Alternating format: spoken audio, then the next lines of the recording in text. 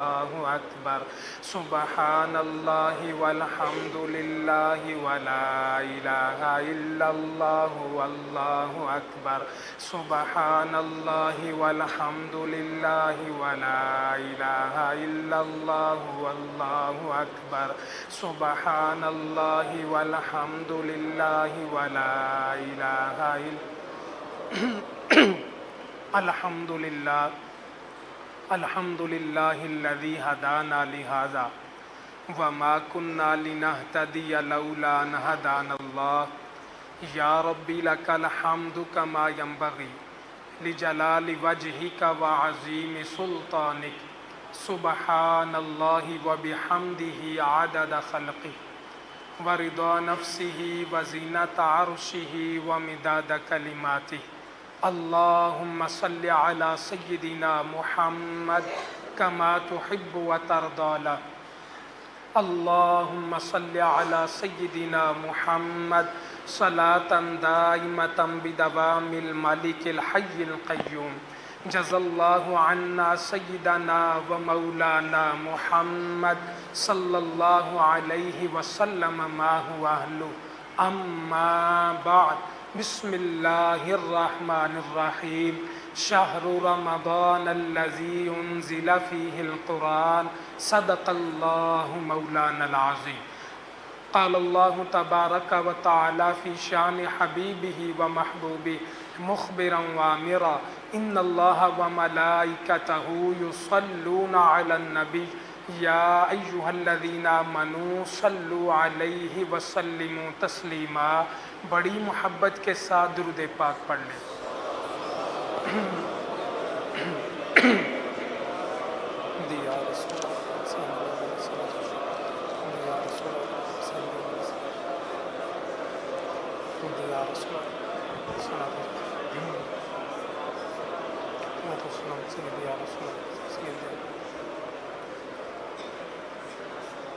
اللہ رب العالمین کا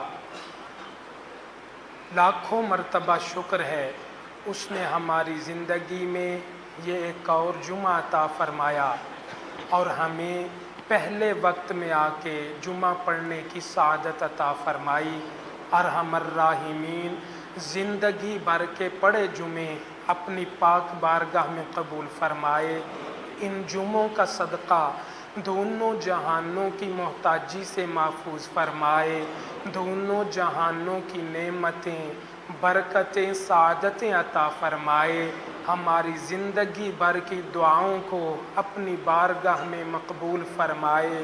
ارحم الراحمین آخری سانس تک رکوع و سجود کے ساتھ نمازیں اور جمعے پڑھنے کی توفیق عطا فرمائے، آخری وقت پیارا پیارا کلمہ نصیب فرمائے، آسان موت عطا فرمائے، بغیر حساب کے ہماری مغفرت فرمائے۔ اللہ رب العالمین نے اس امت پر بہت سارے انعامات عطا فرمائے، خاص قسم کی فضیلت عطا فرمائی کہ پچھلی امتیں جن انعامات کا، فضیلتوں کا ذکر کرتی رہیں، دعائیں مانگتی رہیں، اللہ کریم نے اپنے محبوب کا صدقہ اس امت کو بن مانگے وہ نعمتیں عطا فرمائی۔ اللہ کریم کی ان خاص نعمتوں میں سے ایک نعمت رمضان المبارک کا جملہ برکتوں کے ساتھ عطا کیا جانا، یہ اللہ کریم کی بہت بڑی نعمت ہے، اس کا احسان ہے کہ اس امت کو رمضان بھی عطا کرتا ہے اور رمضان کی تمام برکتیں اور فضیلتیں بھی عطا فرماتا ہے۔ رمضان المبارک اتنی عظمتوں والا، رمضان المبارک اتنی شان والا، رمضان المبارک وہ اتنی بزرگی والا ہے کہ آقا کریم صلی اللہ تعالی علیہ وسلم کا یہ فرمان ہمیں ذہن نشین رکھنا چاہیے۔ آقا نے فرمایا کہ اگر میری امت کو پتہ چل جائے کہ رمضان کیا ہے، یہ احادیث مبارکہ میں جو بتایا وہ تو ہمیں معلوم ہے، پتہ چلا اس کے علاوہ بھی کچھ ہے جو ہمیں معلوم نہیں۔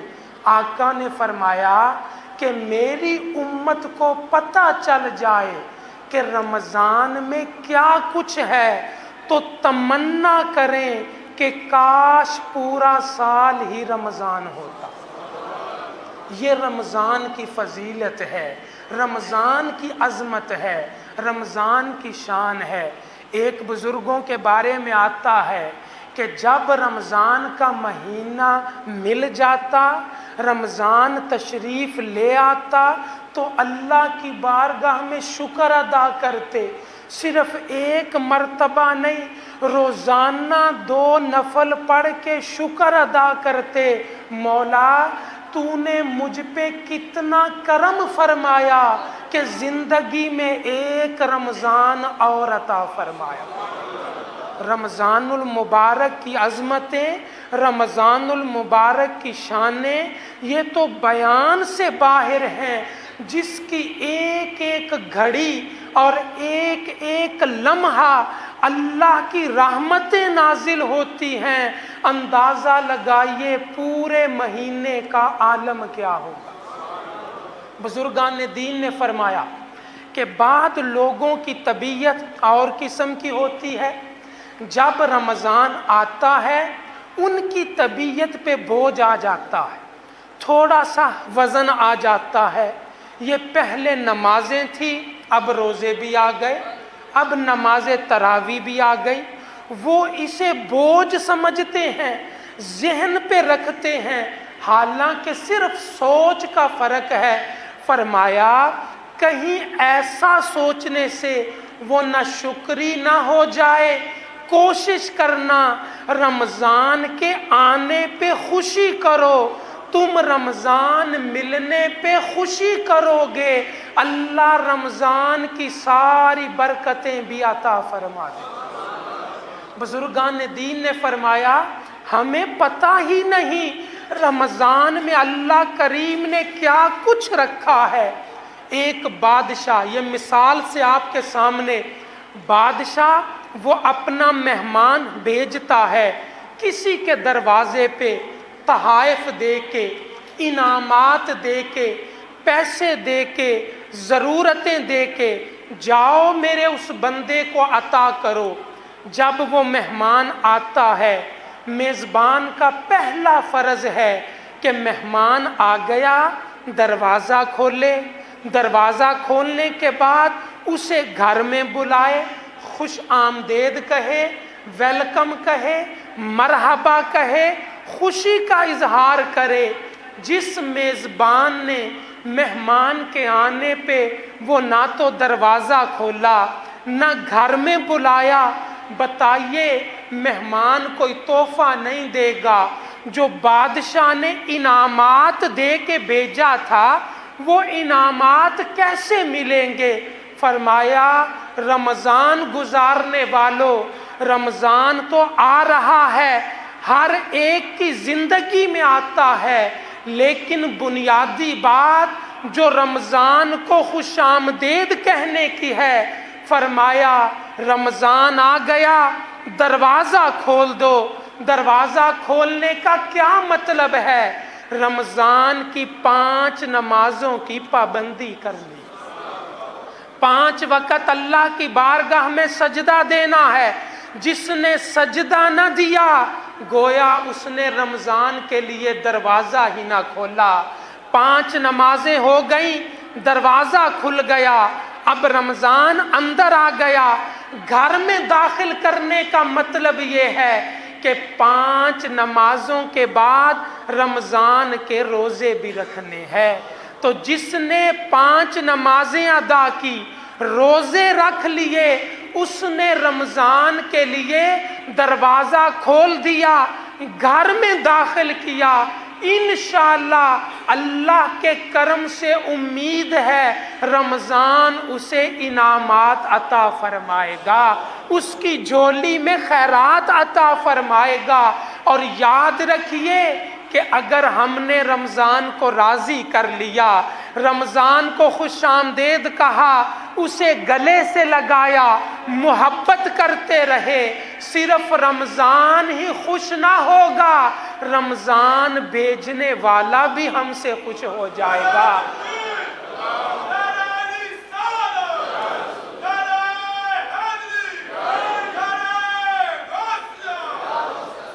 بڑی پیاری مثال ہے۔ شادی بیاہ کا موقع ہو تو ہم 2 3 مہینے پہلے تیاری کرتے ہیں۔ رمضان آ گیا، ہمارے آقا حضرت سیدنا محمد مصطفیٰ صلی اللہ علیہ وسلم، جنہیں پتہ ہے رمضان میں کیا کچھ عطا کیا گیا، 2 دن پہلے نہیں، 2 ہفتے پہلے نہیں، آقا کریم رمضان سے 2 مہینے پہلے اللہ کی بارگاہ میں دعا مانگنا شروع کر دیتے، ہاتھوں کو اٹھا کے التجا کرنی شروع کر دیتے۔ وہ دعا کون سی ہوتی؟ اللہم بارک لنا فی رجب و شعبان و بلغنا رمضان۔ مالک و مولا، ہمارے مہینے وہ رجب میں برکت عطا کر دے، شعبان میں برکت عطا کر دے، مولا رمضان کا مہینہ عطا فرما دے۔ 2 مہینے پہلے سے آقا انتظار بھی کرتے، دعا بھی مانگتے۔ اب ذرا دعا کے الفاظ پہ غور کیجئے۔ آقا کریم نے عرض کی، مولا رجب کے مہینے میں برکت دے دے، شعبان میں برکت دے دے، رمضان کا مہینہ عطا کر دے۔ چاہیے تو یہ تھا مولا 2 مہینوں کی برکت، رمضان کی بھی برکت دے دے، بات برابر ہو جاتی، لیکن نہیں، 2 مہینوں کی برکت مانگی، رمضان کا مہینہ مانگیا۔ وجہ کیا ہے؟ ہم بھی دعا مانگتے ہیں، مولا ہمارے شہر فیصل آباد کو برکت دے دے، ہمارے ملک پاکستان کو برکت دے دے، لاہور میں برکت دے دے۔ لیکن جب مکے مدینے کی بات آتی ہے، یہ نہیں کہتے مولا برکت دے دے، ہم دعا کرتے ہیں باقی شہروں کی برکت دے دے، مکے مدینے کی حاضری عطا کر دے۔ اس لیے کہ برکتیں تو پہلے ہی زیادہ ہیں، مکے مدینے کی حاضری مانگی جاتی ہے۔ اسی طرح آقا کریم نے عرض کی، مولا رجب کے مہینے کی برکت دے دے، شعبان کی برکت دے دے، رمضان کا مہینہ عطا فرما دے۔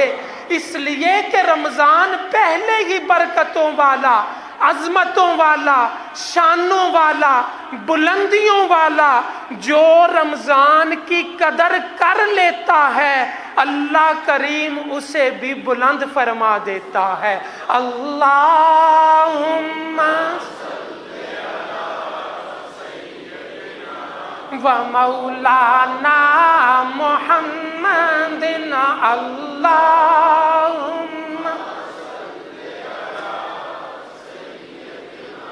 و مولانا محمد وعلی آلہ وصحبہ وبارک وسلم۔ اللہ